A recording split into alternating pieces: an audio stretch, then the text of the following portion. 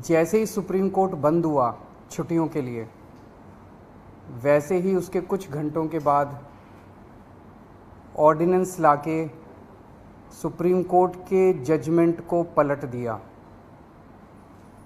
हम सब जानते हैं 1 हफ्ते पहले सुप्रीम कोर्ट ने जजमेंट दिया था कि दिल्ली के अंदर अधिकारियों के ऊपर कंट्रोल, सरकारी अधिकारियों, सरकारी कर्मचारियों के ऊपर कंट्रोल दिल्ली की चुनी हुई सरकार का होगा।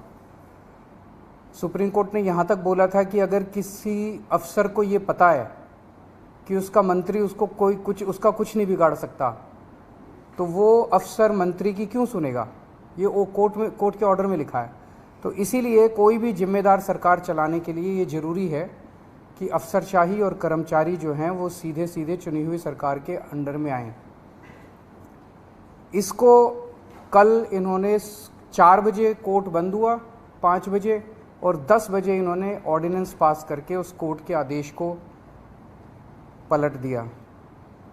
जिस दिन आदेश आया था उसके अगले दिन इन लोगों ने सोच लिया था कि ऑर्डिनेंस लाके इस आदेश को पलटना है, क्योंकि अगर हम सीक्वेंस ऑफ इवेंट्स देखें, जजमेंट आने के और उसको पलटने के बीच में 8 दिन है। पहले 3 दिन सेक्रेटरी सर्विसेज गायब हो गया, उसका फ़ोन ऑफ हो गया। 3 दिन के बाद सेक्रेटरी सर्विसेज निकलते हैं, कहते हैं मैं कोर्ट का ऑर्डर मानने को तैयार हूं। तो चीफ सेक्रेटरी फिर बीच बीच में गायब हो जाते हैं और सिविल सर्विसेज बोर्ड की मीटिंग होने में 3 दिन लग जाते हैं। फिर फाइनली जब सिविल सर्विसेज बोर्ड की मीटिंग होती है और एलजी के पास प्रस्ताव भेजा जाता है तो 2 दिन एलजी साहब बैठ जाते हैं उसके ऊपर।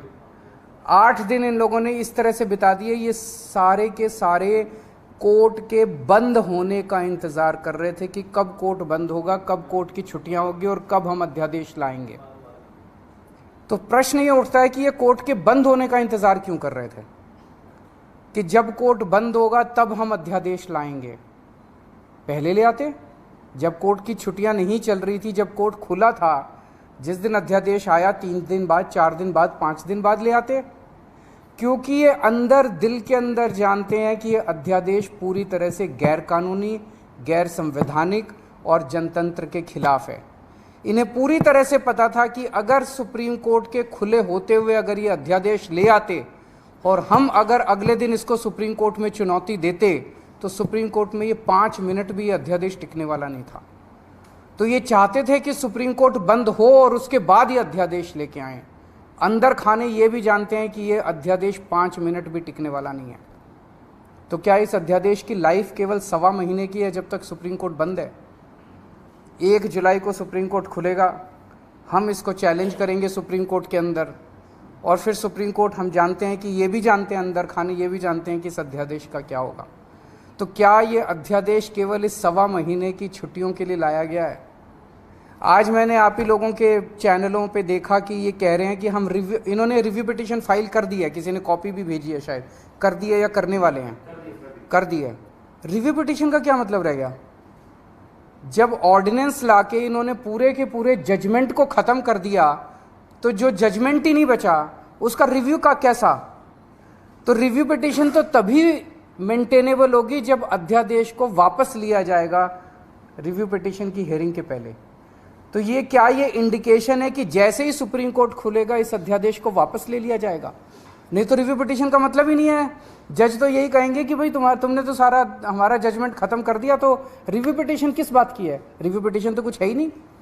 तो ऐसा लगता है कि ये केवल एक भद्दा मजाक किया गया है जनतंत्र के खिलाफ, देश के लोगों के साथ, दिल्ली के 2 करोड़ लोगों के साथ। एक तरह से सुप्रीम कोर्ट ने जजमेंट दिया, क्लियर जजमेंट दिया कि दिल्ली की चुनी हुई सरकार को पूरा अधिकार है दिल्ली चलाने का, 3 सब्जेक्ट्स छोड़ के, police, law and order and land, बाकी सारे सब्जेक्ट्स हमारे पास हैं। उस जजमेंट को 1 हफ्ते के अंदर ये अध्यादेश लाके अगर ये टर्न डाउन कर देते हैं तो ये आम आदमी पार्टी तो बहुत छोटी सी पार्टी है, हम तो बहुत छोटे लोग हैं। ये तो सीधे सीधे केंद्र सरकार सुप्रीम कोर्ट को चुनौती दे रही है सुप्रीम कोर्ट को चैलेंज कर रही है कि तुम जो मर्जी ऑर्डर कर लो, तुम्हारे सारे ऑर्डर हम 2 मिनट के अंदर ऑर्डिनेंस लाके बिल लाके सब खत्म कर देंगे। ये चैलेंज इन्होंने ये सुप्रीम कोर्ट की मैजेस्टी को चैलेंज किया जा रहा है, उनकी पावर को चैलेंज किया जा रहा है कि तुम जो मर्जी ऑर्डर कर दो, हम तुम्हारे सारे ऑर्डर खत्म कर देंगे। सुप्रीम कोर्ट की इंसल्ट की जा रही है। This is a direct contempt of supreme court. आम आदमी पार्टी को 3 बार प्रचंड बहुमत, 4 बार, 3 बार असेंबली के अंदर मिला और 1 बार एमसीडी के अंदर प्रचंड बहुमत मिला आम आदमी पार्टी को। दिल्ली के लोगों ने बार बार चीख के कहा है कि हमें आम आदमी पार्टी की सरकार चाहिए, हमें आम आदमी पार्टी की सरकार चाहिए, हमें आम आदमी पार्टी पसंद है। और बार बार इन लोगों ने आम आदमी पार्टी को की सरकार को काम करने से रोका है। तो ये तो एक तरह से खुली चुनौती है कि तुम जिसको भी, हमारी पार्टी के अलावा जिसको भी चुनोगे, हम उसको काम नहीं करने देंगे। ये क्या बात हो गई? ऐसे देश कैसे चलेगा?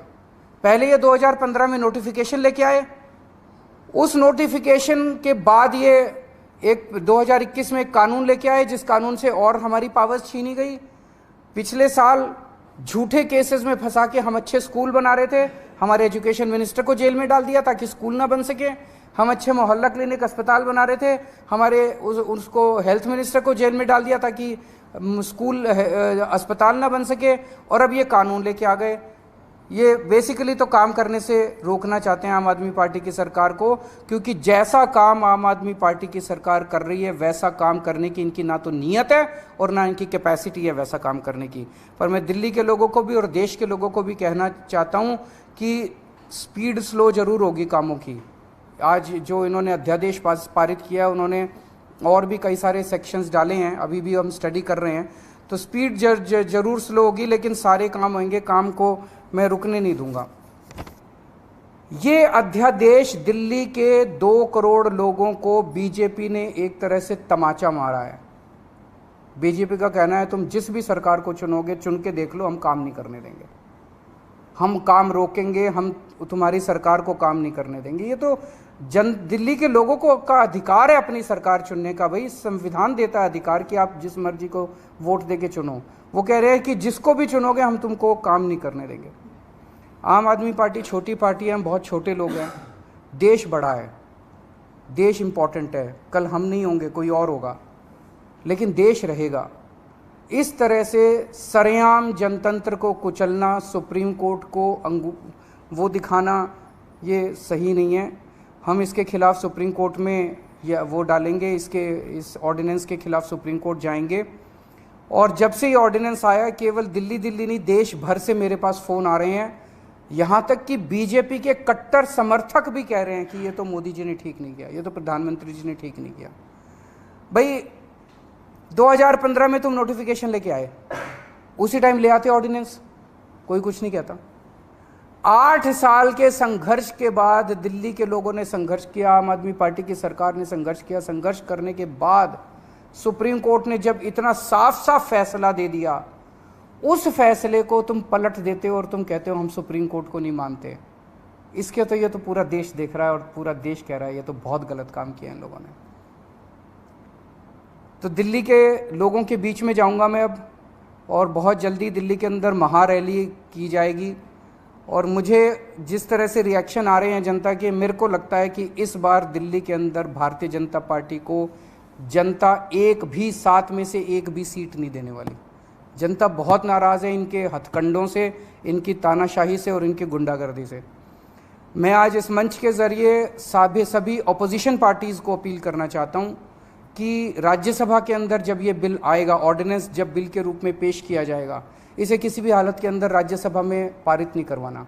मैं खुद एक पार्टी के नेताओं से जाके मिलूंगा, उनसे समर्थन मांगूंगा कि इस बिल को अपोज करना है, ये जनतंत्र के खिलाफ है। किसी भी हालत में हमें इस बिल को पास नहीं होने देना राज्यसभा के अंदर। अगर आप अभी नहीं हुई है, पर मैं करूंगा, सबसे करूंगा। वो तो सिंघवी साहब हमारे वकील हैं, वो देख रहे हैं, स्टडी कर रहे हैं।